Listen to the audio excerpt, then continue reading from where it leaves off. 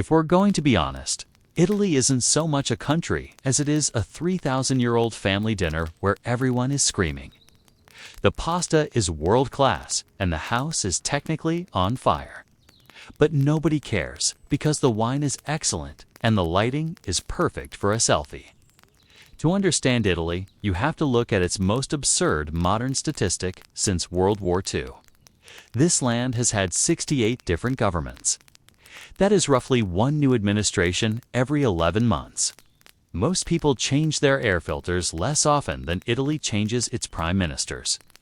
And yet, this is the same peninsula that gave us the Roman Empire, the Renaissance, and the internal combustion engine. It is the only place on Earth that functions perfectly while being in a state of total, permanent collapse. The paradox of Italy is that it is a masterpiece of beautiful. Anarchy. It is a land that's spent to millennia, proving that you don't actually need a functioning government to run the world. You just need enough style, enough spite, and a very good lawyer. We are taught to look at Italy with a sense of awe, but if you look closer, the history of the boot is actually a high-budget comedy of errors where the characters are geniuses. The plot is written by a drunk Machiavelli, and the ending is always a cliffhanger. The geography of Italy is the ultimate cosmic joke. On paper, it's a geographical masterpiece, 700-mile-long limestone boot kicking Sicily into the Mediterranean. To the north, you have the Alps, a massive, jagged keep-out sign that should have made the peninsula an impregnable fortress. But history shows that the Alps were about as effective as a no-smoking sign at a 1970s rock concert. Every barbarian with a donkey and a grudge from Hannibal to a towel treat at the Alps like a minor speed bump. And once you get inside, the spine of the country is the Apennines, a mountain range that effectively ensures that people living on the East Coast have no idea what people on the West Coast are doing, and both of them collectively hate whoever is living in the valley in between. This isn't just terrain. It's a recipe for permanent social friction. Italy is a land of campanilismo, the belief that the world ends at the edge of your local bell tower's shadow. It's why, even today, a man from Milan would rather eat his own shoes than admit a Roman knows how to make carbonara. The geography dictated that Italy was never meant to be a single house. It was meant to be a collection of very angry, very stylish apartments. But wait, here is the moment the script flips.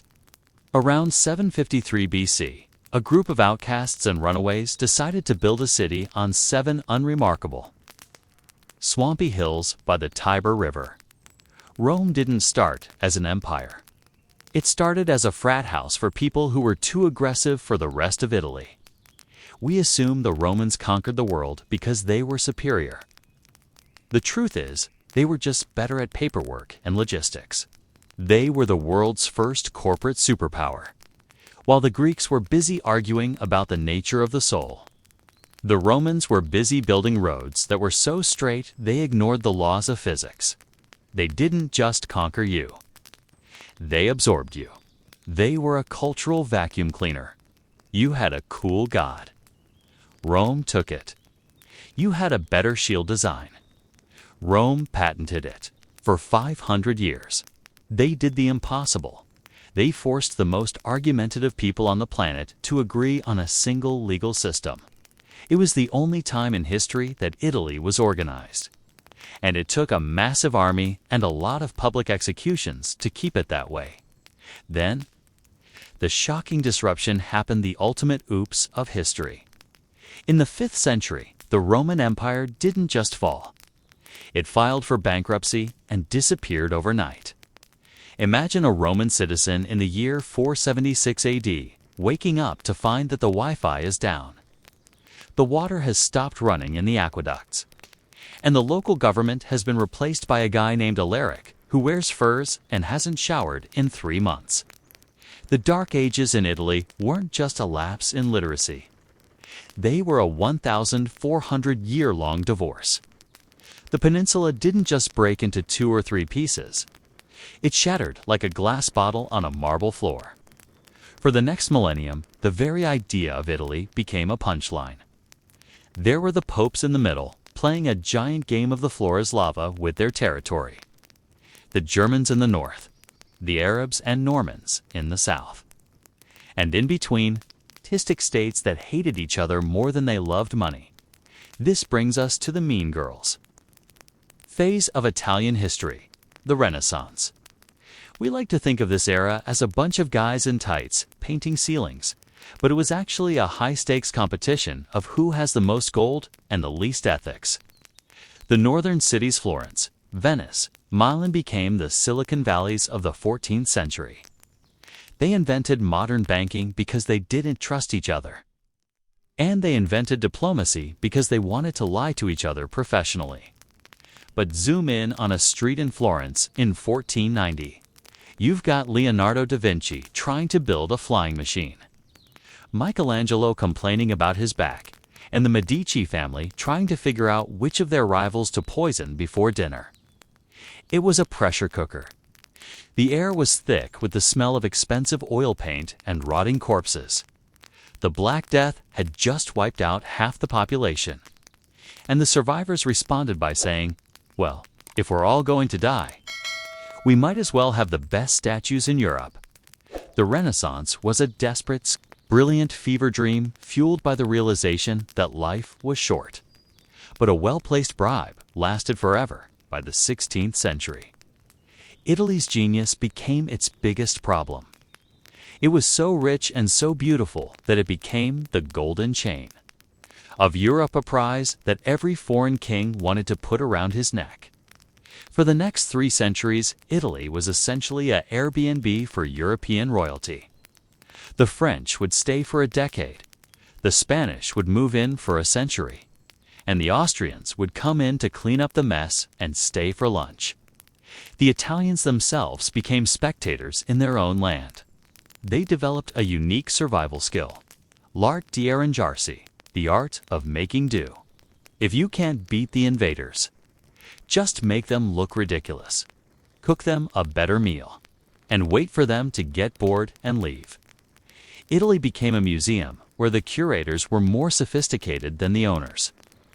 People from London and Paris would visit the Grand Tour to see the ruins of a great civilization, assuming the locals were just lazy extras in a historical movie. They were wrong. The Italians weren't lazy. They were just waiting for the right moment to perform the ultimate comeback. That comeback was the Risorgimento, which is Italian for "We're finally sick of the Austrians." This was the most improbable group project in history. You had 3 guys who couldn't have been more different if they tried. First, Mazzini, a revolutionary who spent so much time in exile, he probably forgot what a pizza looked like. Second, Cavour, a diplomat who looked like a grumpy accountant but played the map of Europe like a grandmaster. And third, Garibaldi, the man, the myth, the hipster beard. Garibaldi was a professional revolutionary who decided to conquer the entire south of Italy with 1,000 guys wearing red shirts because they couldn't afford proper uniforms. In 1861, they actually did it. They unified the boot, but there was one tiny problem. Nobody in Italy actually spoke Italian. When the new kingdom was declared, only about 2% of the population spoke the official language. The rest were speaking Sicilian, Venetian, or Neapolitan dialects that sounded like different planets. One statesman famously said, "We have made Italy. Now we must make Italians." It was like building a Ferrari and then realizing nobody in the country knows how to drive stick. The 20th century was when Italy tried to fake it till you make it on the world stage. And it went about as well as a screen door on a submarine. Enter Benito Mussolini, a man who essentially tried to cosplay as a Roman emperor. He wanted to turn a nation of poets and fashionistas into a nation of warriors. It was a disaster. He promised them a new Rome. He gave them a new nightmare. Mussolini hitched Italy's wagon to Hitler's 1,000-year Reich, which turned out to be a 12-year dumpster fire. By 1945, the theater of fascism had collapsed into the scene we started with the gas. stationed in Milan. Italy didn't just lose the war. It lost its mind. But here is where the Italian miracle happens. While Germany spent decades apologizing and Britain spent decades declining, Italy just went back to work. From the ruins of 1945 emerged the economic miracle. While the government was busy collapsing every 11 months, the Italian people were in their garages building the world's most beautiful things. They turned their campanilismo, that narrowed local pre-dent, to a global marketing strategy. If you wanted the best leather, you went to a specific street in Florence. If you wanted the best engines, you went to a specific town in Emilia-Romagna. They proved that a nation doesn't need a stable capital to be a superpower. It just needs 1,000 brilliant villages. They gave the world the Dolce Vita, a philosophy that says if the world is going to end, it should at least end with a sunset and a perfectly tailored suit. So, where does that leave us today? Italy is currently the world's most successful failed state. It has some of the highest debts in Europe, a birth rate that looks like a descending staircase, and a bureaucracy that would make Kafka cry. And yet, everyone still wants to live there. Why? Because Italy solved the puzzle of human existence a long time ago. They realized that history is just a series of house guests who eventually leave. But the land and the family are eternal. The modern Italian nation is a fragile agreement between 60 million people who still aren't quite sure if they like each other, but who are absolutely certain that everyone else's coffee is inferior. The haunting truth of Italy is that it isn't a country at all. It's a performance art piece about the endurance of the human spirit. It is a land that teaches us that you can be conquered, divided, and humiliated for 2,000 years and still come out the other side as the most envied culture on the planet. Italy is a beautiful anarchy that reminds us that while governments are temporary, style is permanent. As the sun sets over the ruins of the Forum, reflecting off the window of a nearby Prada store, you realize that Italy doesn't need to be made into a modern nation-state. It already achieved perfection by being the only place on Earth where the past isn't just a memory. It's the guy sitting at the next table, arguing about the bill, and looking better than you ever will. Italy is the story of a people who learned that if you can't run a country, you might as well run a masterpiece. And in the end, that might be the smartest thing anyone has ever done.